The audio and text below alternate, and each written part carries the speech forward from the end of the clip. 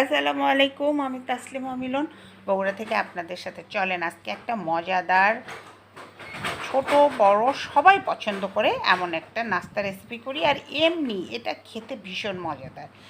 তো রোজা টোজা অনেক দিন শেষ হয়ে গেছে, নিশ্চয়ই সবার কাছে একটু খেজুর আছে। এটা কিন্তু খেজুরের একটা বরফি রেসিপি। সেটা করার জন্য প্রথমে একটা কড়াইতে বেশ কিছু চিনি দিয়ে একটু পানি দিয়ে এটাকে একটু ক্যারামেল আকারে করে নিতে হবে। এখানে অল্প একটু সাদা এলাচের একটা গুঁড়া দিতে হবে। সব মিলিয়ে জালটা মিডিয়াম করে এখানে এটাকে ধীরে ধীরে যতক্ষণ পর্যন্ত আঠা না হয় ততক্ষণ পর্যন্ত নেড়ে দিতে হবে। এটা কিন্তু একদম পোড়ানো যাবে না, আবার কিন্তু দেখতে হবে। আগে থেকে আমি বেশ কিছু খেজুর, একদম নরম যে খেজুরগুলো, সেগুলো একটুখানি পেস্ট